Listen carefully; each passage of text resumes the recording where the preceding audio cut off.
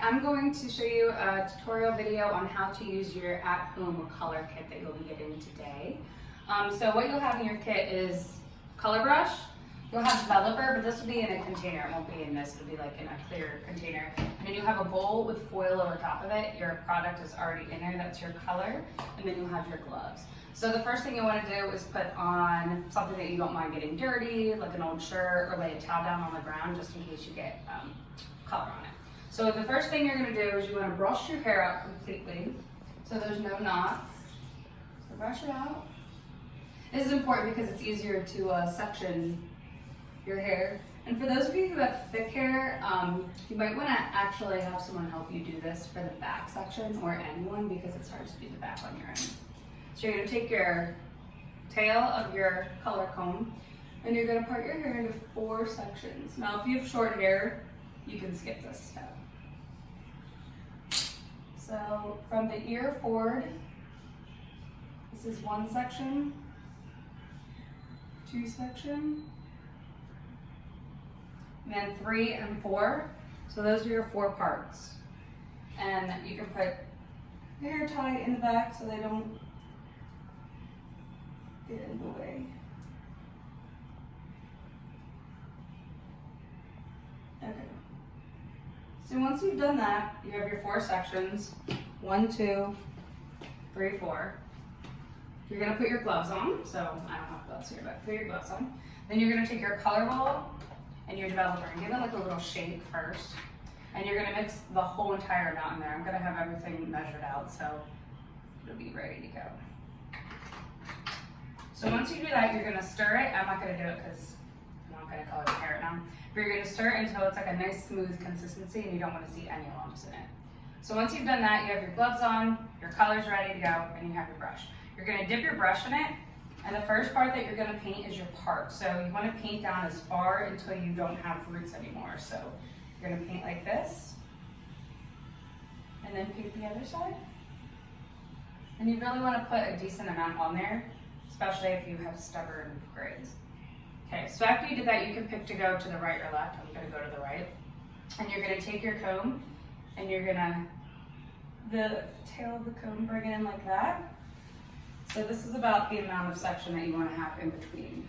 It doesn't have to be perfect, but like that.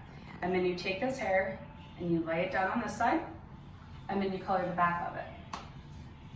Then you dip more color in, and you color this side. So you're just going back and forth. Then you take your comb, same thing, you get that section of hair, leg it over, and go this way.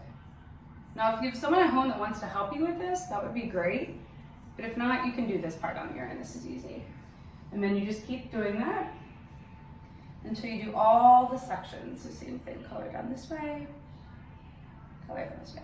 So after you did that whole side, you're just gonna flip your head back over,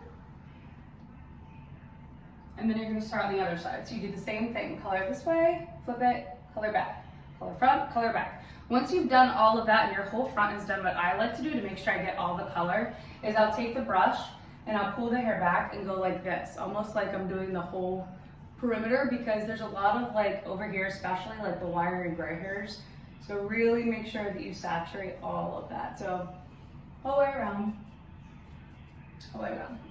So once that part is done, the whole front of your head will be colored. This part is a little bit trickier, the back.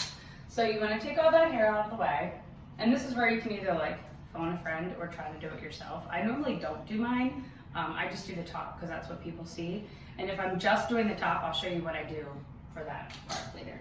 So now you're going to take your hair tie out of your back section, just the one, and you're going to repeat the process that you did earlier. Now some of you have blonde highlights. Try not to get the color on the blonde. I mean, it's okay if it happens, but so you just keep doing this, but it's a little bit tricky to do on your own. So anyway, if you don't want to do the back of your hair, what I do the front whole section that people can see.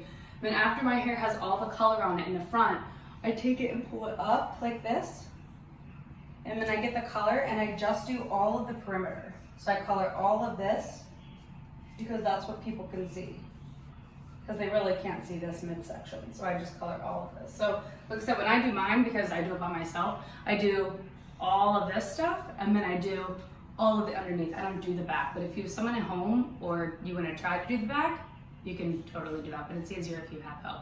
So after that, you just sit and wait. You leave the color on for like 35 to 40 minutes. If you're more resistant gray, leave it on for 40. And then after that, I would suggest, for me, it's easier just to get in the shower and wash my hair, but some people prefer over the tub, which you can do too.